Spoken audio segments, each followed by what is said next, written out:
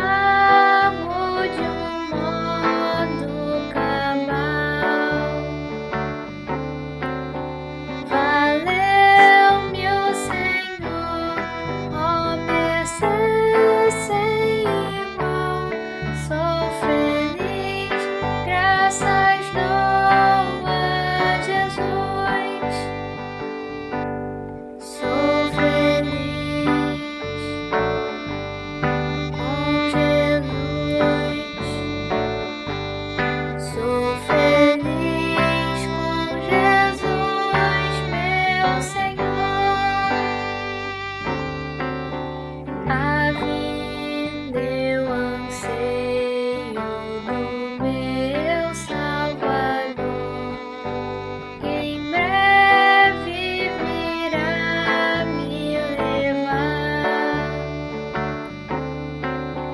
ao céu onde vou para sempre morar, com remidos da luz do Senhor. Sou feliz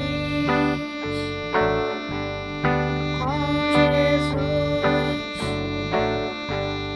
Sou feliz com Jesus, meu Senhor.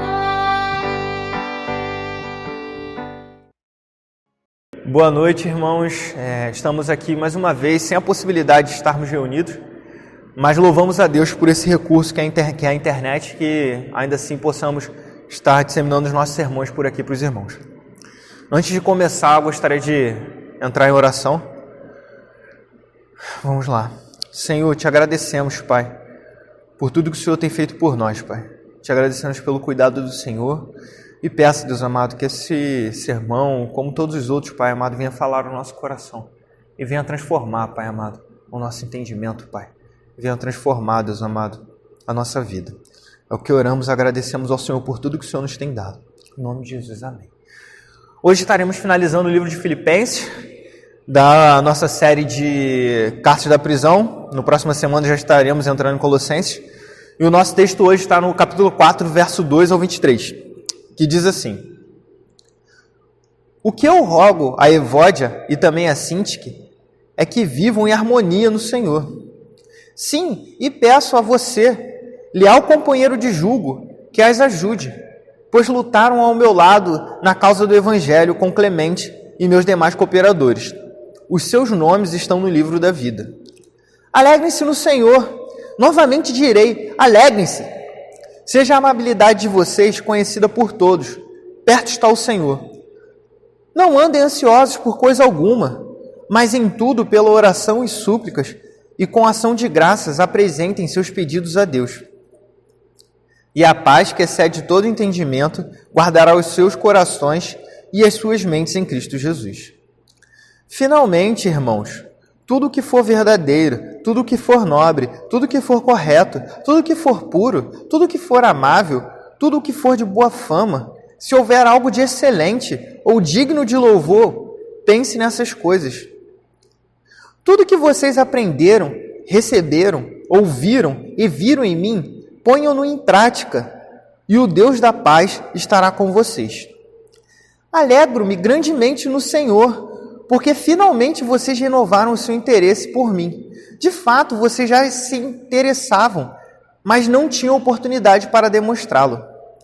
Não estou dizendo isso porque esteja necessitado, pois aprendi a adaptar-me a toda e qualquer circunstância. Sei o que é passar necessidade, sei o que é ter fartura, aprendi o segredo de viver contente em toda e qualquer situação.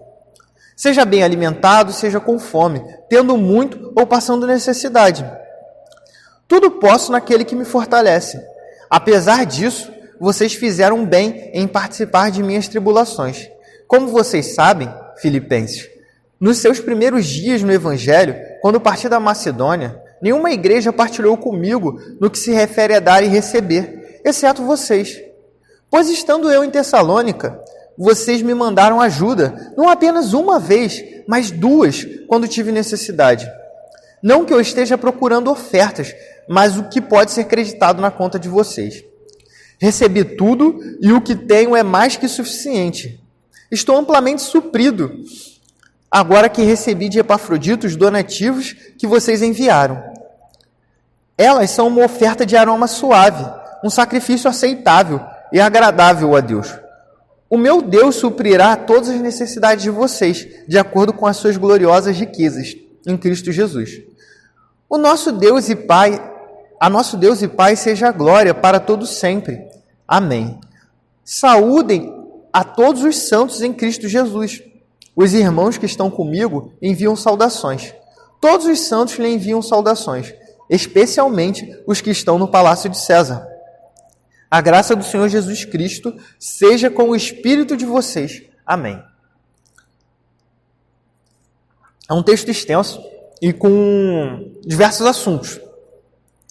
A gente vai abordando ele vagarosamente, a gente vai se estender bastante pela primeira parte e no segundo momento será um pouco mais rápido.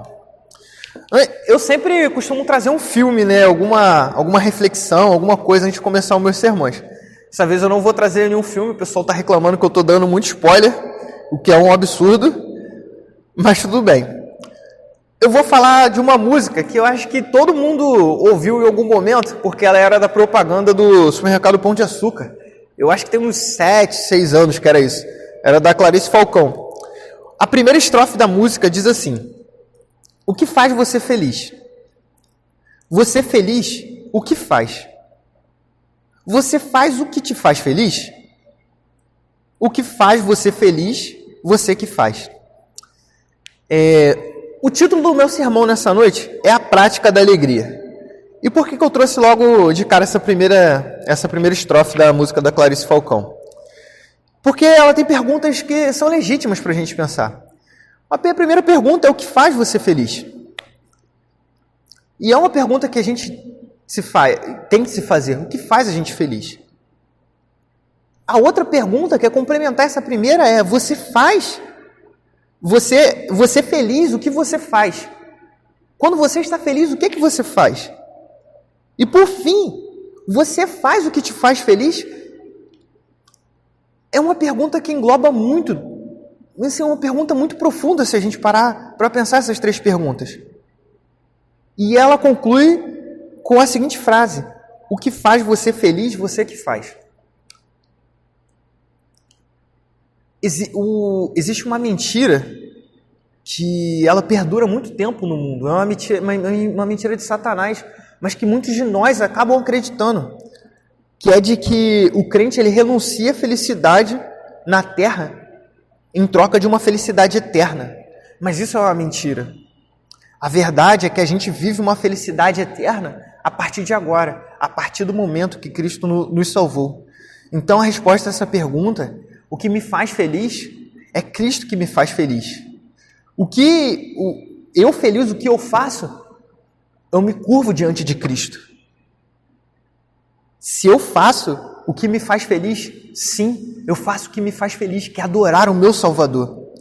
O que faz a gente feliz é a gente que faz, de fato, mas essa resposta é incompleta. O que faz a gente feliz é a gente que faz no ato de se voltar para Cristo, mas também o que faz a gente feliz foi o que Cristo fez por nós. A felicidade e a alegria na vida do crente é uma prática, e é uma prática que começa no dia em que ele é salvo.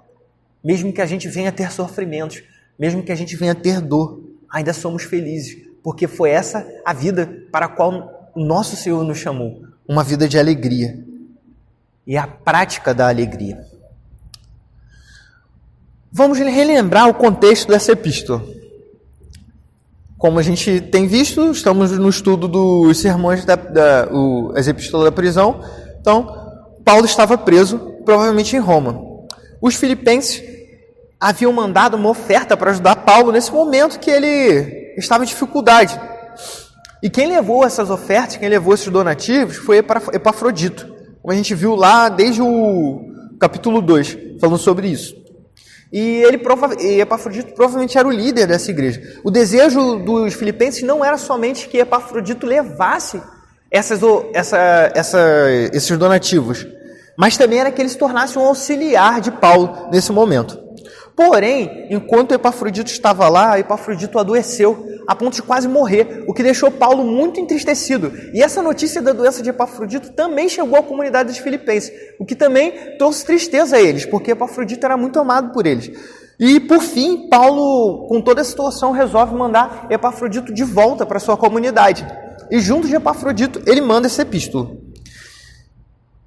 E como já foi dito aqui em outras ocasiões, tanto por mim quanto pelo pastor, essa epístola tem um caráter profilático, ou seja, preventivo. Ela quer prevenir os irmãos contra as tentações e contra os pecados. E algo relevante também é nós entendermos que essa é uma epístola conhecida como a Epístola da Alegria. Expressões que abordam esse tema aparecem pelo menos 16 vezes no texto dessa epístola. Vamos aos 2 primeiros versículos que abordaremos hoje, versículo 2 e 3 do capítulo 4. O que rogo a Evódia e também a Sintique é que vivam em harmonia no Senhor. Sim, e peço a vocês, leal companheiro de jugo, que as ajude, pois lutaram ao meu lado na causa do Evangelho, com Clemente e meus demais cooperadores. Os seus nomes estão no livro da vida. Paulo inicia esse trecho trazendo uma recomendação específica, nominal. Ele traz uma exortação direta para essas duas irmãs, Evódia e Sintique, a qual ele rogava para que elas vivam em harmonia no Senhor. Essas irmãs eram conhecidas da comunidade e por algum motivo não citado, elas estavam agora em contenda e Paulo rogava para que elas se reconciliassem. O que a gente pode destacar logo de cara nesse texto, logo de início, é que essas duas senhoras eram crentes genuínas. Você não vê Paulo tratando elas como se elas não fossem crentes. Pelo contrário, ele diz que elas lutaram ao lado dele na causa do Evangelho. E o que a gente pode também notar é que Paulo pede a um irmão, que aqui não é nomeado, que intervenha nessa causa também, a fim de auxiliar de que elas se reconciliem. A primeira coisa que a gente deve entender é que, mesmo sendo crente, mesmo como cristãos vivendo em comunidade, remidos pelo sangue de Cristo, não estamos livres de ter contendas com irmãos. Mas o que a gente não pode esquecer e não pode aceitar é que essas contendas perdurem. É fato que essas irmãs elas tiveram alguma desavença, mas isso não implicava que elas não eram crentes. Elas eram crentes. E os crentes eles podem entrar talvez em desavenças tão difíceis de você interpretar, de você tentar entender o que aconteceu, que às vezes você não consegue identificar nem quem tem razão e nem quem não tem, o que parece ser esse caso. Às vezes, na verdade, os dois têm razão ou ninguém tem. E eles abrem um espaço para essa contenda. E é exatamente o que parece aqui, porque Paulo ele não exorta a Evódia para que vá lá pedir perdão a Sintique, nem o contrário. Ele exorta que as duas se reconciliem. Então, em tese, a discordância delas sobre o assunto não parecia ser o problema, mas sim o rompimento que elas tiveram. E nós devemos entender que isso vai acontecer na nossa vida. Porém, isso não é uma desculpa para que isso permaneça. É necessário guardar que realmente não estamos livres da possibilidade de desavença. Mas nunca podemos esquecer que quando isso acontecer, devemos buscar o caminho da reconciliação. O próprio Paulo ele viveu isso. Quando a gente volta lá para o livro de Atos, no capítulo 15, versos 36 ao 39, vemos Paulo e Barnabé tendo uma desavença. E qual era o motivo dessa desavença? Era Marcos. Marcos havia acompanhado Paulo e Barnabé na sua primeira viagem missionária. Porém, Marcos, primo de Barnabé, ele havia desistido de seguir nessa viagem e retornou para sua casa. Agora, na próxima viagem que Paulo e Barnabé iam empreender, Barnabé queria que seu primo Marcos tivesse uma nova oportunidade. O próprio Marcos queria participar dessa viagem, estava provavelmente arrependido de ter abandonado na primeira. Porém, Paulo, ele olhava pelo lado seguinte: eu não posso ter alguém comigo que pode me abandonar de novo. Eu acho mais prudente não levar. Enquanto Barnabé pensava pelo seguinte: eu tenho aqui alguém que se arrependeu e quer participar de novo da viagem. Eu acho importante que ele vá.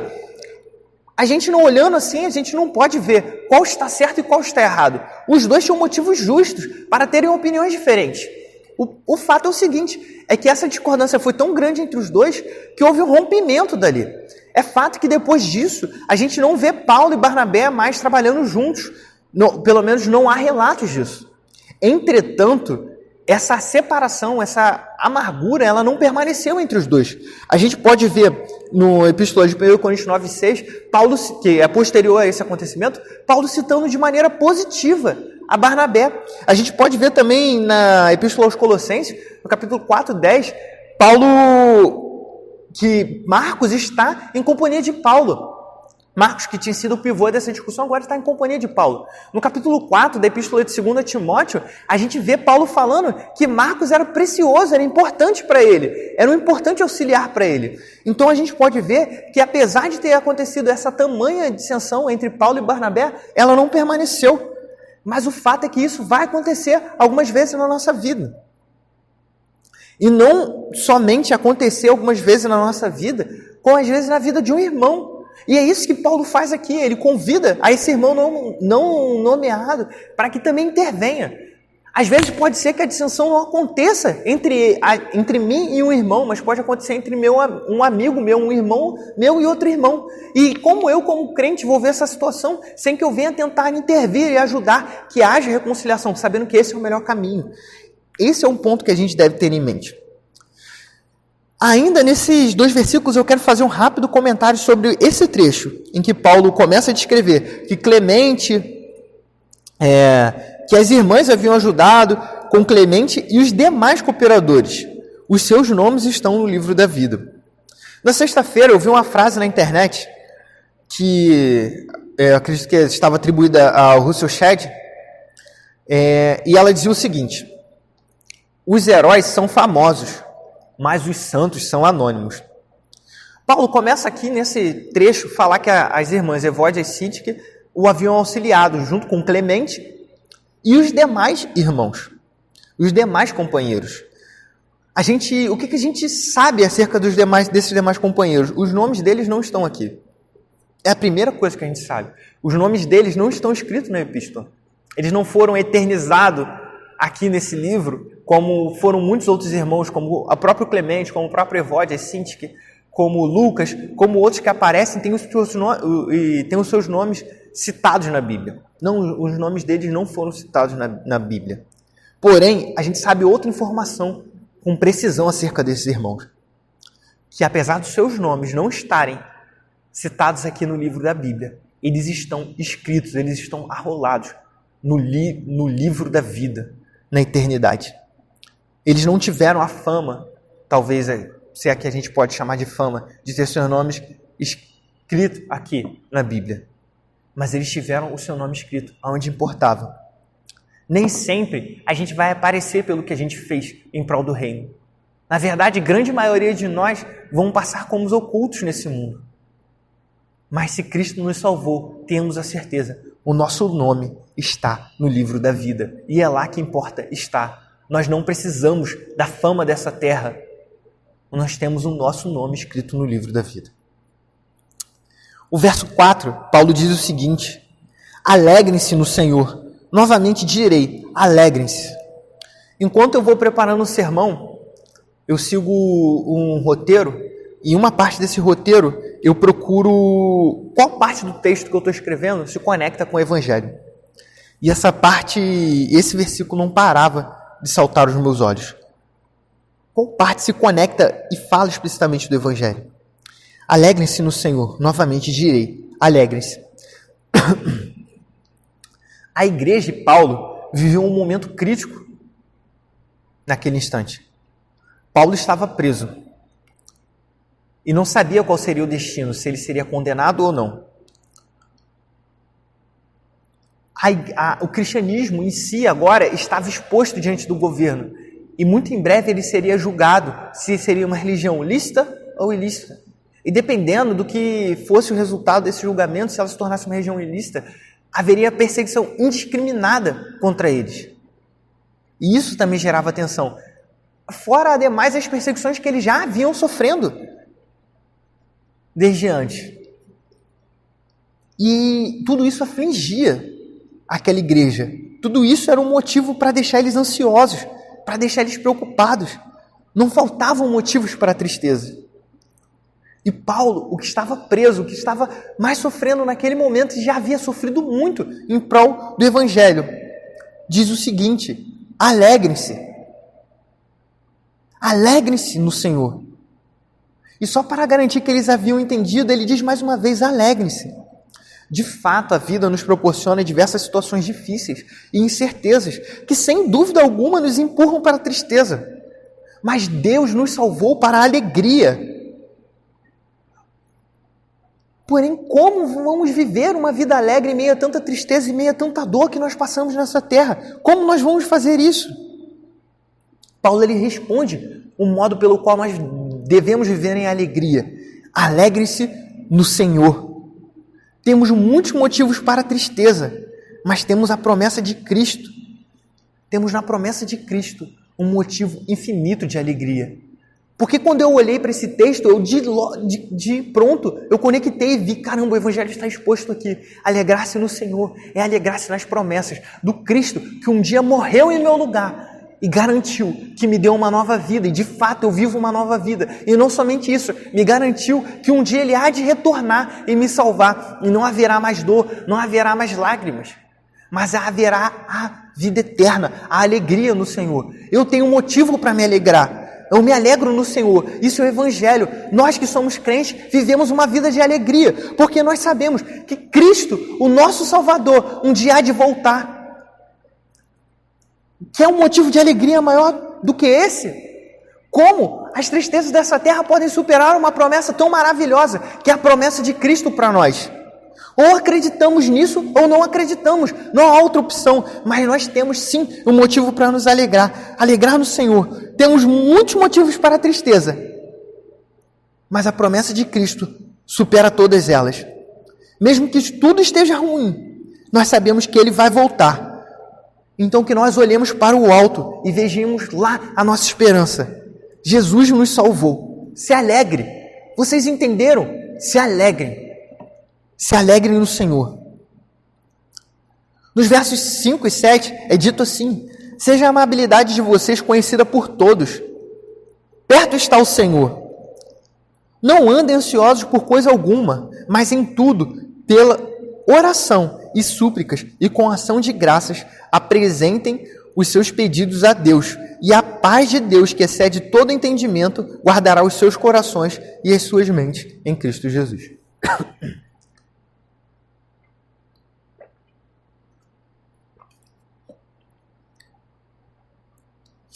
Paulo destaca, mais uma vez, a amabilidade como marca do crente. Ele já havia falado disso no capítulo 2. E ele destaca que perto está o Senhor. Esta afirmação, perto está o Senhor, ela pode dizer duas coisas. Ela pode dizer que perto está o Senhor, de uma maneira, por assim dizer, geográfica, perto está o Senhor de nós. Isso é um motivo também para nós amemos o nosso irmão. E uma outra maneira pela qual a gente pode enxergar é que perto está a vinda do Senhor. Mas ambas são motivacional para nós entendermos. A nossa motivação está em Cristo. Cristo, Ele está perto de nós. A vinda de Cristo está perto. Então que nós sejamos amáveis, que a amabilidade seja uma marca nossa. Que nós sejamos conhecidos por ser amáveis. Afinal, nós vivemos perto de Deus. Afinal, nós vivemos sabendo que um dia essa terra há de passar. E como nós dissemos antes, aquele era um momento de ansiedade para a igreja. E Paulo aqui ele traz uma exortação que é um tapa na cara deles e nossa também. Porque a gente também está vivendo um momento de ansiedade. Paulo ele diz assim: não andeis ansiosos por coisa alguma. Não há exceção. Não há motivo para que nós tenhamos ansiedade. Nada no mundo é motivo para que nós tenhamos ansiedade. Nada. Nenhuma pandemia que está causando efeitos catastróficos, tanto na saúde, matando pessoas, deixando pessoas doentes internadas, quanto na economia, por causa dos fechamentos que foram impostos a nós.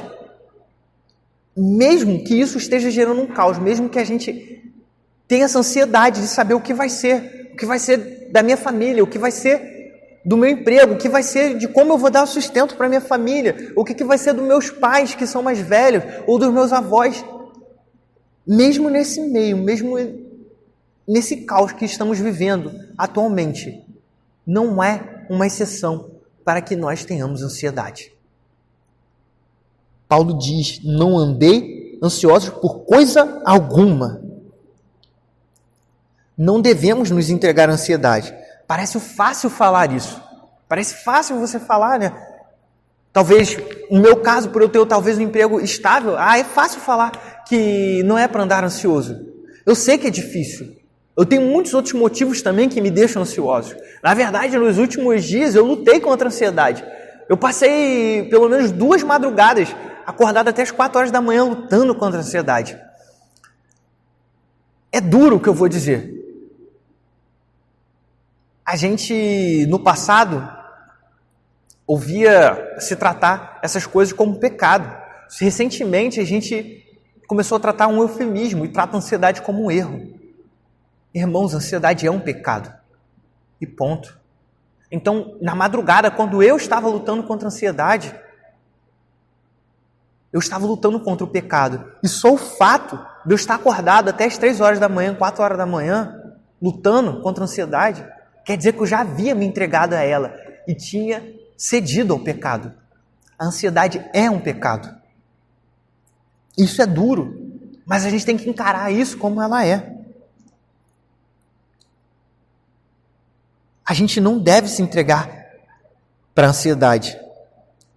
Mas como nós vamos lutar contra um sentimento que nasce dentro do nosso coração? Como que a gente vai lutar contra um sentimento que parece que a gente não tem controle sobre ele? E de fato a gente não tem. Ainda mais nesse momento de crises, sobre crises. Como vamos lutar contra isso? Como eu vou vencer a ansiedade?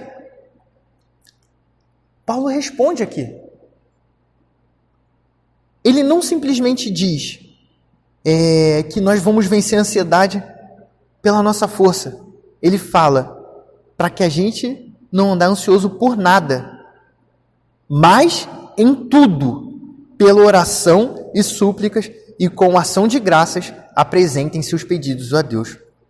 A ordem não é simplesmente suprima a ansiedade porque vocês são capazes, mas a ordem é a seguinte: é para não se entregar à ansiedade em si, e sim pegar a ansiedade e entregá-la a Deus, porque é Ele quem pode resolver.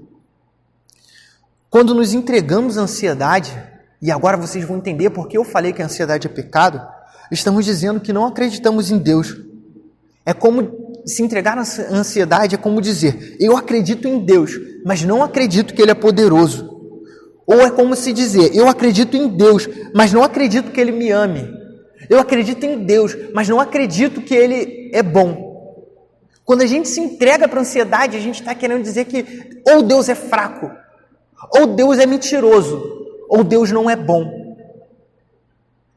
Não há outra opção para isso.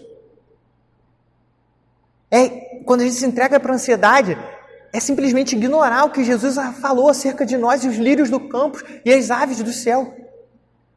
Os lírios do campo, eles não tecem, e nem Salomão se vestiu com a beleza com que eles se vestem. Os pássaros do campo, eles não semeiam e não colhem, mas nunca lhes faltou os alimentos. Não somos nós mais preciosos para o Senhor? Se Ele cuida da erva do campo, que um dia está lá e no outro não está, ou de uma ave selvagem, Ele não vai cuidar de nós? Quando nós nos entregamos à ansiedade, nós viramos para Jesus e falamos: nós não acreditamos nisso. Não existe outra opção para isso. Se entregar à ansiedade é olhar para a cruz de Cristo e desprezá-la. Sim, se entregar à ansiedade é olhar para a cruz de Cristo e desprezá-la. É falar que ela não valeu nada. Pois como podemos crer que Deus entregou o seu próprio Filho em prol de nós e não crer que Ele permanece cuidando de nós nos mínimos detalhes? Como nós vamos poder falar que cremos que Deus, o Deus homem, se entregou na cruz por nós e não acreditamos que Ele cuida de nós em todos os detalhes? É impossível isso. Do menor ao maior problema, levemos a Cristo com fé. Sim, Deus é real. Sim, Ele cuida de nós. Ou você crê, ou você não crê. C.S. Lewis falava sobre orações, falou uma vez sobre orações de pedidos por coisas pequenas. Eu não lembro em qual livro eu li isso, mas é orações por coisas que pra gente são mínimas. Ele dizia o seguinte, que a gente costuma não orar por coisas pequenas do tipo que eu chegue bem na casa da minha mãe, que eu vou visitá-la hoje, coisas desse tipo, que podem acabar no futuro desencadeando, sim, ansiedades também, mas ele falava disso, de que a gente não ora a Deus por coisas pequenas, não é porque a gente é humilde, a gente se convence que é por humildade, a gente se convence que não vou orar por isso, porque isso é pequeno demais para Deus, isso é um problema muito pequeno. Onde eu vou trabalhar ano que vem? O meu próximo emprego, o próximo curso que eu vou fazer na faculdade, eu não vou orar acerca disso, porque eu não vou perturbar Deus com isso. Isso é muito pequeno para Ele resolver. Mas isso não é humildade. Isso é arrogância. Porque, na verdade, você não ora, não é porque você não quer perturbar Deus. Gente, a gente está falando de Deus, que é dono de todo o tempo, que é o Todo-Poderoso. Como você pode gerar um incômodo a Deus? Como você pode gerar sobrecarregar Deus? Não existe isso. A verdade é que quando a gente não ora pelas coisas pequenas, o que a gente está querendo dizer é o seguinte, para os problemas maiores eu vou falar com Deus. Porém, para esse problema pequeno aqui, eu não preciso dele não, eu sou capaz de resolver. Escolher qual a próxima faculdade eu vou fazer, não, eu sou capaz de fazer, eu não vou levar isso em oração a Deus. Irmãos, em todas as coisas, nós devemos levar em oração a Deus. Não estou querendo dizer que vai vir um papelzinho dizendo qual é a escolha da faculdade que você tem de fazer, ou qual o caminho que você tem de fazer para ir para o trabalho, ou qual é o dia que é o melhor para o seu casamento.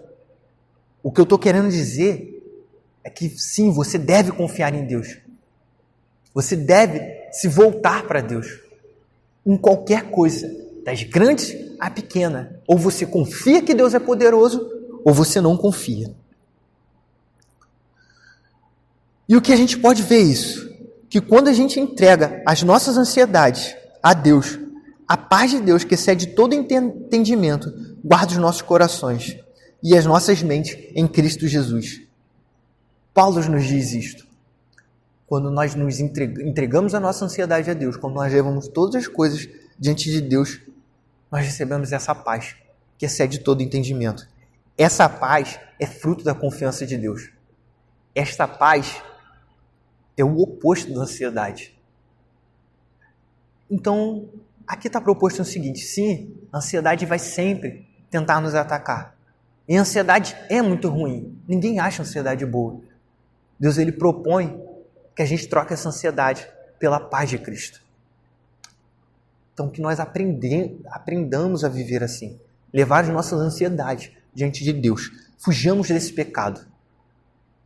Confiamos em Deus e a paz de Deus virá sobre nós. Finalmente, irmãos, tudo que for verdadeiro, tudo que for nobre, tudo que for correto, tudo que for puro, tudo que for amável, tudo que for de boa fama, se houver algo de excelente ou digno de louvor, pense nessas coisas. Tudo o que vocês aprenderam e receberam, ouviram e viram em mim, ponham em prática, e o Deus da paz estará com vocês.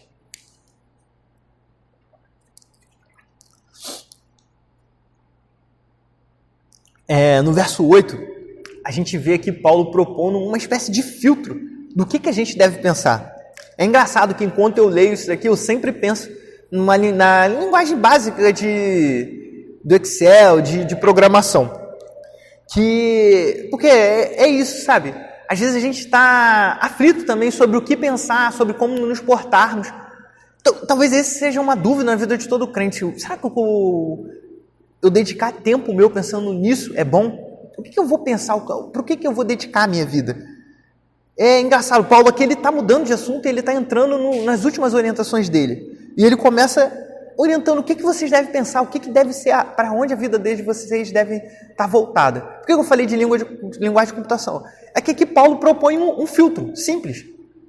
Pensa assim, se o que eu quero pensar, se o que eu quero me dedicar é verdadeiro, nobre, correto, puro, amável, de boa fama, algo de excelente ou digno de louvor, beleza, está aprovado. Se não, não pense nisso. É porque a linguagem de computação se X, que é o seu pensamento, for verdadeiro, ou nobre, ou correto, ou puro, ou amável, ou de boa fama, ou de excelente, então verdadeiro. Então você vai por esse caminho. Se não, cara, pula fora. Não tem dúvida, não há dúvida. Paulo orientou o que a gente deve pensar. Se for algo impuro, não vou pensar. Se eu estou querendo ver um filme e é um filme impuro, eu não vou pensar. Era engraçado, porque tem alguns tipos de filme que eu excluí da minha vida. E recentemente eu fiz uma viagem com a minha esposa e a gente passou por Bangkok. E eu nunca vi nenhum Se Beber Não Case, porque é impuro. Eu não dediquei tempo da minha vida para aquilo. Não é bom, é a orientação de Paulo. Não é puro, eu não vou pensar. E parece que, acho que é o 2 ou 3, eu não sei. Tem algumas cenas lá em Bangkok. Aí, num rooftop, que é tipo um bar no topo de um prédio. E eu fui nos meus últimos dias na cidade, a gente conheceu um casal brasileiro lá. Eles falaram, vamos no rooftop, que aparecia no filme Se Beber Não Case. E todos os brasileiros que eu encontrava lá falavam para eu ir nesse lugar. E para mim, eu não fazia diferença, porque eu não conhecia aquele lugar. Porque eu não vi, porque eu excluí aquele filme, porque ele é impuro. Porque o que é impuro não faz parte da minha vida. Sim, a gente não se dedica para o que é impuro. A gente não se dedica para o que é mentiroso. A gente não se dedica para o que não é amável. E nem de boa fama. Essa é a nossa vida. Você quer saber o que você deve pensar. O que deve ocupar o seu pensamento. Use esse filtro de Paulo. Grave isso na sua mente. Se algo vier até você e não for uma dessas coisas, então descarte. Não vale a pena. Agora no verso 9, eu achei muito interessante como é colocado aqui. Paulo diz assim, tudo que vocês aprenderam, receberam, ouviram e viram em mim, ponham-no em prática, e o Deus da paz estará com vocês. Nós começamos a estudar com a juventude sobre o discipulado. Então, quando eu parei aqui e vi assim, esse texto, eu olhei de cara e falei, caramba, Paulo falando claramente o que é discipulado. Resumindo em uma frase o que é discipulado. Ele começa dizendo assim, que para colocarem, esse aqui é um convite aos filipenses para que eles coloquem o evangelho em prática. E como foi ele passar desse convite? Vamos observar. Primeiro Paulo fala o que vocês aprenderam, receberam e ouviram. A gente pode definir isso como ensino. E depois ele fala, e viram em mim. E a gente pode definir isso como prática dele, como exemplo. Paulo ele fala, o que eu ensinei para vocês, e o que vocês me viram praticar, vocês coloquem em prática. Existe aquele ditado, né, que faça o que eu falo, mas não faça o que eu faço. No cristianismo, no discipulado, não há margem para isso. Quando Paulo convida eles a praticar o evangelho, ele não está convidando somente para ouvir o que ele está dizendo. Faz isso que é legal, mas ele não vive. Não. Ele mesmo se coloca como exemplo. A gente está falando de Paulo que disse, sede meus imitadores, como eu sou imitador de Cristo. Porque Paulo se torna exemplo, porque ele imita o exemplo maior de todos. O evangelho exige a prática, tanto de quem aprende quanto de quem ensina. E o fato é o seguinte, é que tanto eu e você aprendemos e ensinamos. E se aprendemos e ensinamos o evangelho, então também devemos viver. Então que a gente possa também falar assim como Paulo, para aqueles a quem ensinamos. E que a gente possa ver isso nos nossos líderes também, de quem aprendemos. Que não só ouvimos, mas pratiquemos. Porque se a gente serve a um líder que fala, mas não pratica, então, meu irmão, caia fora disso. Você não está sendo discipulado. O evangelho exige prática de quem ensina e de quem aprende. Agora a gente está entrando na parte final do texto. Paulo começa seus agradecimentos finais aqui, dizendo, alegro-me grandemente no Senhor, porque finalmente vocês renovaram o seu interesse por mim. De fato, vocês já se interessavam, mas não tinham oportunidade para demonstrá-lo. Não estou dizendo isso porque esteja necessitado, pois aprendi a adaptar-me a toda e qualquer circunstância. Sei o que é passar necessidade e sei o que é ter fartura. Aprendi o segredo de viver contente em toda e qualquer situação, seja bem alimentado, seja com fome, tendo muito ou passando necessidade. Tudo posso naquele que me fortalece. Paulo começa esse trecho agradecendo aos filipenses pelo interesse por ele. Ele começa falando porque ele finalmente viu que os filipenses renovaram esse interesse por ele. Calvino diz que esse renovaram aqui, na verdade, é simplesmente Paulo se valendo de uma linguagem que a gente pode enxergar na primavera, como se uma árvore que passa o inverno seca e na primavera ela volta a dar suas folhas. A força dela estava dentro dela. Mas quando chega a primavera, ela se renova. É isso que Paulo está falando. O que é bem coerente, porque Paulo ele sabe que não era o interesse dos filipenses que o havia esfriado por ele. Ele diz, de fato, vocês já se interessavam, mas não tinham oportunidade para demonstrá-lo. O interessante da gente ver aqui é que essa era uma igreja fiel a Paulo. Mesmo quando ela não tinha oportunidade, Paulo sabia que ela era fiel. O fato dela não estar podendo contribuir naquele momento de ajudá-lo não significava que ela parou de ser fiel a Paulo, ao ministério de Paulo, ao evangelho. Ela simplesmente não tinha oportunidade. E Paulo, ele vê isso. E ele diz que ele não está dizendo isso porque ele esteja necessitado. Porque ele mesmo fala que ele já aprendeu a viver em toda e qualquer circunstância. Ele aprendeu a viver também na necessidade e na fartura. Ele aprendeu a viver o segredo de viver contente em toda e qualquer situação. Seja bem alimentado, seja em fome, tendo muito ou passando necessidade. A motivação de Paulo tocar nesse assunto não era por ele estar nesse momento de dificuldade. Não era a primeira vez que ele passava por essa necessidade. Ele havia aprendido o segredo de viver contente. Qual era o segredo de viver contente de Paulo? Este era o segredo. Ele sabia onde estava a sua força. Não era nele. A força dele estava em Deus. Era Deus que o sustentava. Esse era o segredo de Paulo. Está escrito aqui, tudo posso naquele que me fortalece. Esse texto é muitas vezes usado como um jargão de que somos inatingíveis, né? Quem nunca ouviu, quando você está em meio a uma situação difícil que você vai passar pela sua frente e tem uma possibilidade de você passar uma necessidade, de você passar uma dificuldade, e a pessoa diz, não, você pode tudo naquele que te fortalece, vai lá e faz que vai dar certo. Pode ir. Você está num momento de escolha e alguém diz, não, você pode todas as coisas naquele que te fortalece, pode fazer que vai dar certo. Mas esse não é um texto que está dizendo acerca de que nós somos inatingíveis. Esse texto não está dizendo que as coisas não podem dar errado.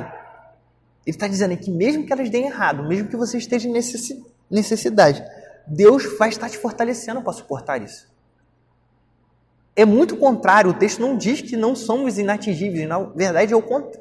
Ele diz que nós podemos ser atingidos, mas fiquem em paz. Deus vai fortalecer, mesmo que você seja atingido. Verso 14 ao 20 diz, apesar disso, vocês fizeram bem em participar de minhas tribulações. Como vocês sabem, filipenses, nos seus primeiros dias no Evangelho, quando parti da Macedônia, nenhuma igreja partilhou comigo no que se refere a dar e receber, exceto vocês. Pois estando eu em Tessalônica, vocês me mandaram ajuda, não apenas uma vez, mas duas, quando tive necessidade. Não que eu esteja procurando ofertas, mas o que pode ser acreditado na conta de vocês. Recebi tudo e o que tenho é mais que suficiente. Estou amplamente suprido, agora que recebi de Epafrodito os donativos que vocês me enviaram. Elas são uma oferta de aroma suave, um sacrifício aceitável e agradável a Deus. O meu Deus suprirá todas as necessidades de vocês de acordo com as suas gloriosas riquezas. Parece que foi até proposital, mas não foi coincidência, porque o meu outro texto que eu preguei também em Filipenses me levava a falar de ofertas. E eu, como sou tesoureiro, acabo parecendo, poxa, as 2 vezes que o Diego pregou, ele falou sobre ofertas e dízimos. Foi uma coincidência, mas que coube a mim falar. E é alguém que passou a pensar muito sobre a importância disso para o Evangelho, justamente por agora eu estar vivendo essa experiência de mais próximo. E existe uma palavra aqui, que eu aprendi aqui com o nosso pastor, que ele sempre destacou. Na verdade, são 2 palavras: generosidade e fidelidade. E é exatamente isso que a gente vê sendo destacado na igreja dos Filipenses. Era uma igreja fiel ao ministério de Paulo e ao Evangelho. Eles não deixaram Paulo abandonado em sua tribulação. E desde o início, essas características estavam presentes nessa igreja, que se manteve fiel nesse papel. A gente pode ver Paulo dizendo, Filipenses, nos seus primeiros dias do Evangelho, quando parti para a Macedônia, nenhuma igreja partilhou comigo no que se refere a dar e receber, exceto vocês. Desde o início, aquela igreja já participava, já era uma igreja fiel e generosa a Paulo. E se passaram anos, agora Paulo estava preso. E essa igreja, ela permaneceu fiel e generosa a ele. Ela permaneceu fiel, nós podemos ver ela se lembrando de Paulo, que não querendo deixar que ele passasse pelas suas tribulações, e não somente sendo fiel na parte financeira, fiel na parte emocional. Eles mandaram Epafrodito lá, porque eles queriam que Paulo tivesse um apoio emocional também. Eles queriam que Paulo soubesse que eles estavam juntos dele nessa tribulação. E isso foi um alívio para Paulo. Paulo diz que, apesar disso, eles fizeram bem em participar das suas tribulações. Os filipenses participaram das tribulações de Paulo. De qual maneira? Enviando Epafrodito com donativos. Eles não suportaram ver Paulo passar por aquilo sozinho. E Paulo, ele não está falando isso porque ele quer animar mais os irmãos a darem ofertas e ajudá-lo. Ele não está falando isso em prol de donativos, bem como eu também não estou falando isso em prol disso. Paulo diz, não que eu esteja procurando ofertas, mas o que pode ser acreditado na conta de vocês. O que Paulo queria deixar claro aqui é que isso que eles fizeram não estava somente exposto diante de Paulo, mas estava exposto diante de Deus. A fidelidade deles e a generosidade deles estava estampada diante de Deus, bem como a fidelidade e a generosidade dos membros da nossa comunidade também estão estampados diante da face de Deus. Isso é importante que os irmãos saibam. Eu sei o quanto os irmãos se esforçam por essa igreja. E bem como Paulo falou para os filipenses, eu quero deixar claro para os irmãos dessa igreja, todos vocês que se dedicam na sua pobreza e na sua dificuldade, ou na sua abundância, por essa igreja, diante de Deus isso está sendo exposto. Deus tem visto isso. E não estou falando isso porque eu estou querendo dizer que Deus agora, porque vocês têm contribuído para essa igreja, Ele vai fazer vocês prosperarem e terem uma mansão e poder viajar e poder fazer o que for. Não, o que eu estou falando é que o fato de vocês fazerem isso mostra diante de Deus que vocês são coparticipantes da tribulação, vocês são coparticipantes do sofrimento, vocês são coparticipantes do crescimento do Evangelho, vocês são coparticipantes da obra de Cristo nesta comunidade local. Nós somos participantes disso, nós somos coparticipantes, quer na tribulação, quer na bonança. Deus nos colocou aqui. Glória a Deus nas alturas por isso. E a gente vê que era uma igreja generosa, porque Paulo diz o seguinte, recebi tudo, e o que tenho é mais que suficiente, estou amplamente suprido. Agora que recebi de Epafrodito os donativos que vocês enviaram, Paulo agora estava amplamente suprido. E essas são uma oferta de aroma suave, um sacrifício aceitável e agradável a Deus. É isso que a gente faz aqui, e presencialmente. É isso que nós temos feito durante esse período de quarentena. É um sacrifício agradável. É adoração a Deus. Faz parte de nós isso. E aqui, Paulo finaliza esse trecho com a promessa. O meu Deus suprirá todas as necessidades de vocês, de acordo com as suas gloriosas riquezas em Cristo Jesus. Mais uma vez, o que Paulo está dizendo aqui, o que eu estou dizendo aqui, não é que agora que vocês ofertaram, agora que vocês contribuem, Deus vai suprir a necessidade de vocês de uma mansão ou de um carro de luxo. Não são essas as promessas de Deus. Aquele que semeia, não lhe faltará semente. Aquele que contribui, não lhe faltará o que contribuir. Esse é o ponto de Paulo. Eu nem estou falando daqueles que não contribuem. Nem Paulo está dizendo acerca destes. Ele está dizendo que acerca destes que são fiéis e generosos. Fiquem tranquilos, porque a fidelidade, a generosidade de vocês não será esquecida. E o fato de você ter contribuído não vai ser falta para você. Deus vai suprir as necessidades. Mesmo que às vezes por meio da comunidade, que às vezes era isso que acontecia na comunidade primitiva. É isso que aconteceu durante toda a história da igreja, é isso que acontece até hoje. Às vezes é o dia que a gente tem para contribuir. E por meio dessa contribuição, um irmão é abençoado. E amanhã pode ser o dia que a gente precisa ser abençoado. E a comunidade também vai fazer isso. O que nós fazemos aqui, o que a igreja de Cristo faz, o que a igreja legítima e verdadeira de Cristo faz, o que grande parte das comunidades cristãs brasileiras, o que grande parte das igrejas brasileiras fazem, é isso. Não é em prol de construir um templo ou de enriquecer um ou dois líderes. Não.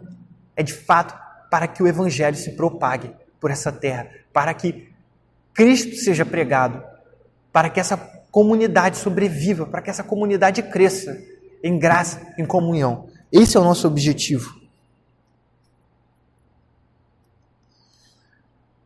Para as saudações finais, do verso 21 ao 23, Paulo diz assim: a nosso Deus Pai seja a glória para todos sempre. Amém. Saúdem todos os santos em Cristo Jesus. Os irmãos que estão comigo enviam saudações. Todos os santos lhe enviam saudações, especialmente os que estão no palácio de César. A graça do Senhor Jesus Cristo seja com o espírito de vocês. Amém. Nesses últimos 3 versículos, eu quero apenas destacar o versículo 22, que é dito que os santos lhe enviam saudações, especialmente os que estão no palácio de César.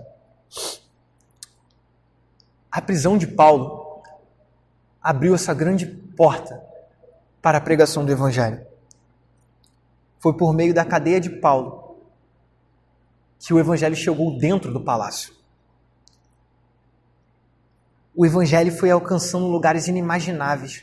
A perseguição fez com que os irmãos saíssem de Jerusalém e pregassem o Evangelho por toda a região do Oriente Médio. Agora Paulo, preso, foi responsável por levar o Evangelho para dentro do palácio de Roma. A gente não sabe o porquê de determinado sofrimento ou o porquê de determinadas situações.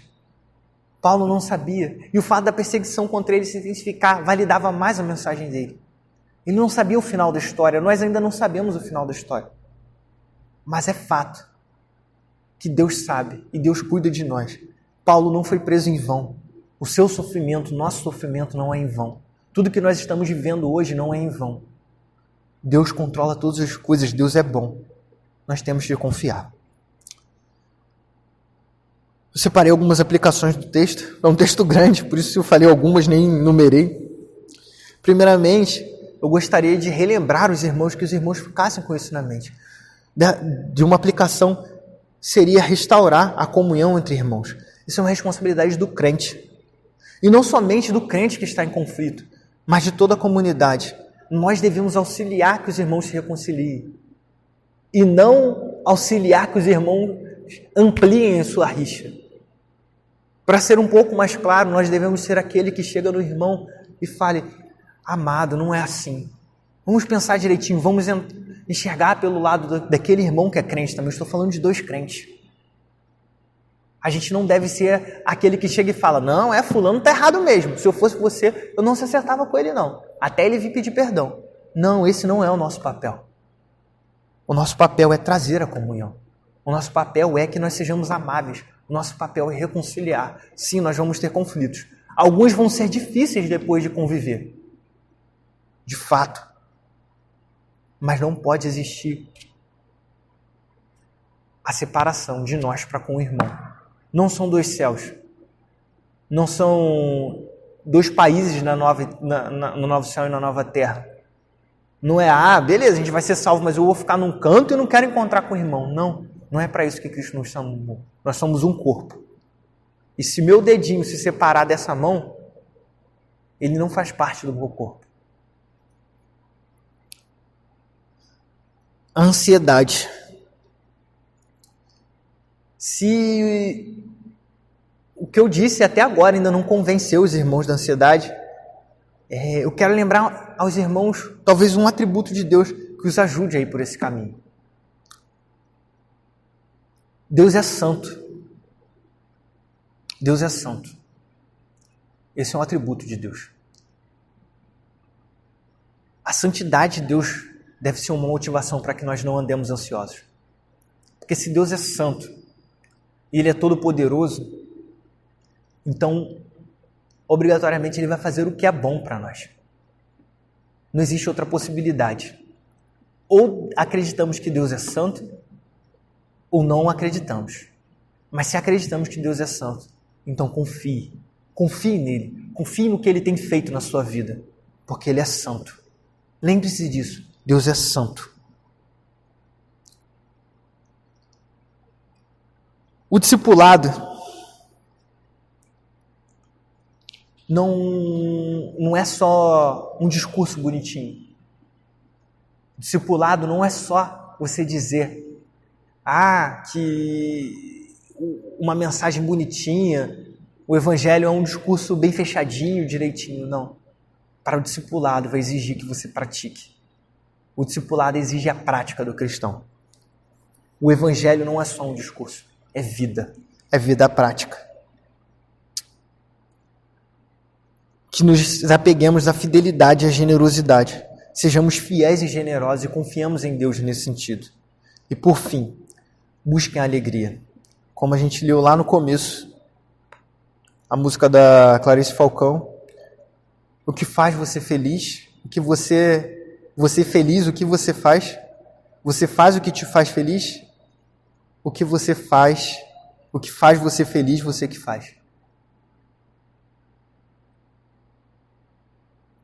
Busquem a alegria. O que faz você feliz é você quem faz. Você é responsável por buscar a alegria. E como você faz isso? Se volte para o único que pode dar a alegria. Cristo não nos chamou para a tristeza, mas para a felicidade. Se volte para Deus. A sua alegria está em Cristo. Se volte para Ele. A nossa alegria está nele. Que nós pratiquemos a alegria na nossa vida diária. Em nome de Jesus. Vamos orar? Senhor, eu te agradeço, Pai, pelo cuidado que o Senhor tem por nós, Pai.